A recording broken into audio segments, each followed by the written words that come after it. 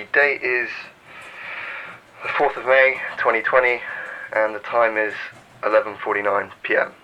In approximately 10 minutes-ish, maybe a bit less now, I will be turning 18 years old. So I kind of got one take to get this right. And I'm kind of nervous actually for some reason.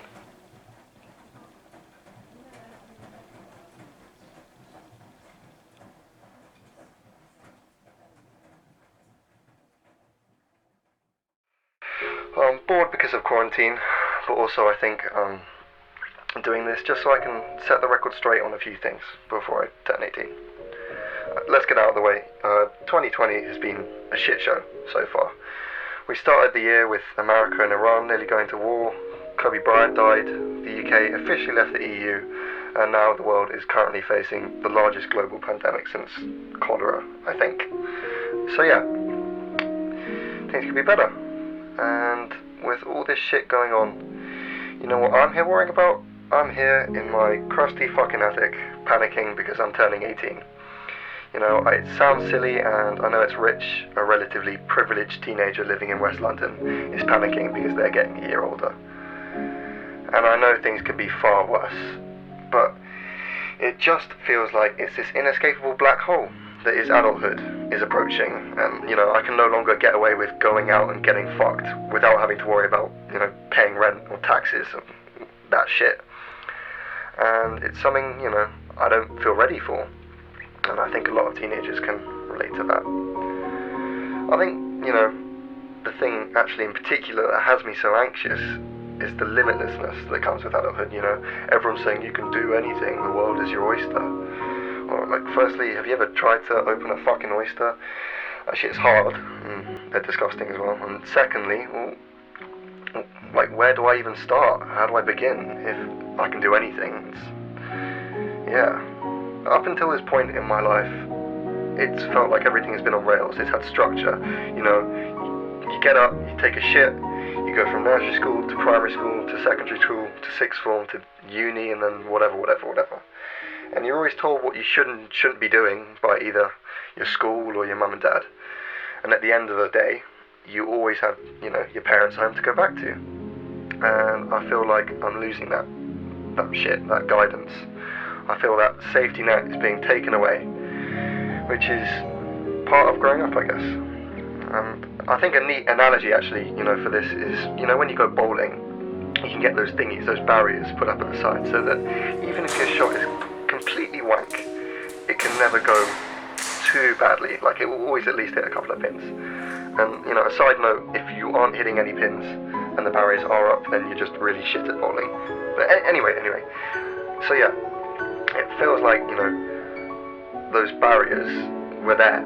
So even if I mess up, and when you mess up, you can never go too wrong because they're there and they're going to stop you from going in the gutter. But now it's scary because turning 18, it feels like they're finally coming down.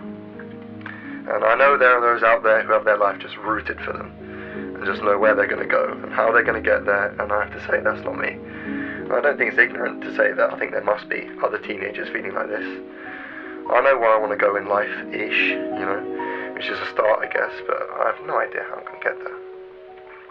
These worries and, you know, other basic teenage anxieties have consumed me for some time, far too long. But I've made a list. It's not revolutionary by any means, but it's just a list of little things that help me. Now, I know you've all probably seen a million of those fortune cookie cut, you know, cat poster motivational bullshit type things. So I'm not going to do that. It's not advice or some gospel, but just a little list of things that made me better in one way or another, and that maybe could help you. 1. Don't be too hard on yourself. From a biology point of view, teenage years are some of your most volatile hormonally, or, you know, so I've been told. So if you're getting frustrated at yourself or for feeling down, don't. It's normal. I like to call it, you know, the teenage blues. That's what I call my crazy moods. But, you know, call it whatever the fuck you want. But understand that it's just your body doing some weird things and calibrating itself. So yeah, just try to love yourself. 2. Understand it's okay to do nothing.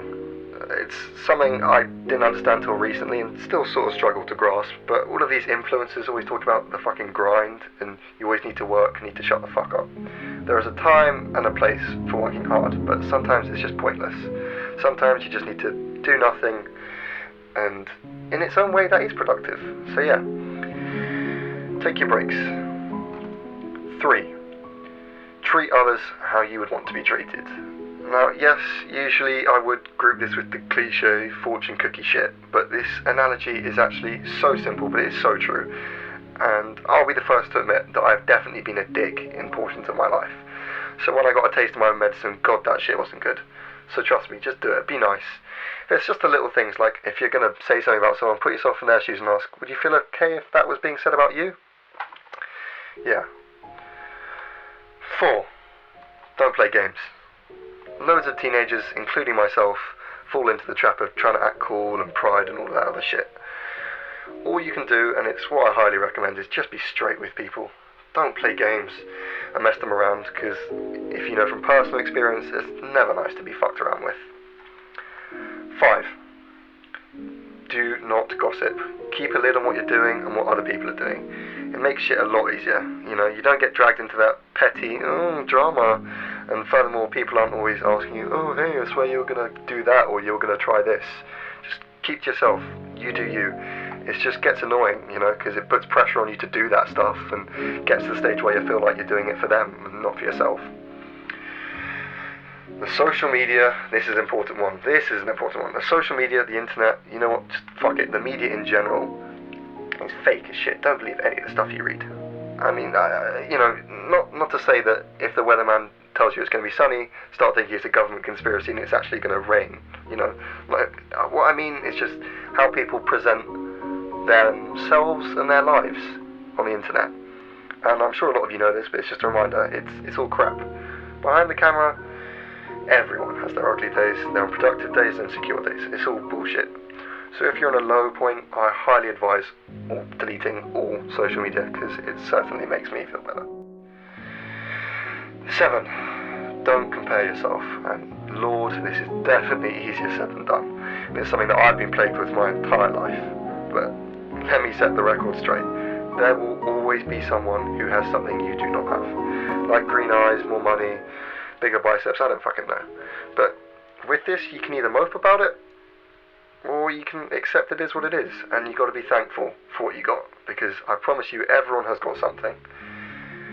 And worst case scenario, you can't think of anything to be thankful for, just be thankful that you're alive.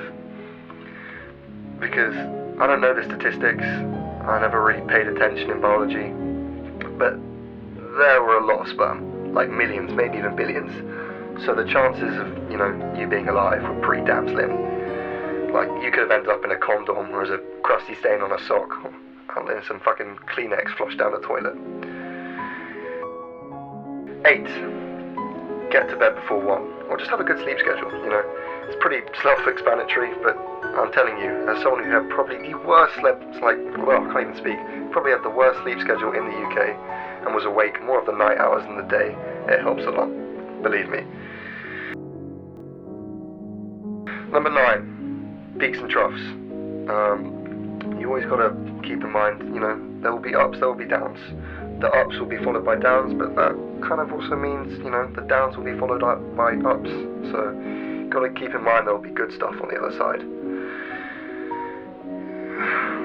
And if you are down, understand that, you know, the recovery process can be slow. But I promise you, there is good shit on the other side. 10. Finally, write shit down. Document stuff. This is one of those ones where it's pretty Marmite. It works for some and others not really. I'm sure it's one of those things like loads of you have heard, you know, like keeping a journal. I mean, I thought it was wank personally, you know, but I had nothing to lose, so I thought I'd give it a try. And writing shit down, it's pretty helpful. It doesn't have to be an everyday thing, but I guess just whenever you feel like it. So, yeah, there it is. My list. At the end of the day, what I'm saying is just, you know, it could be a lot of rubbish, so I don't know, fucking take it or leave it. And the time is now 11:59, so in, I don't know, what, something stupid like 50 seconds or something, or probably less now, I don't know, I'll be turning 18.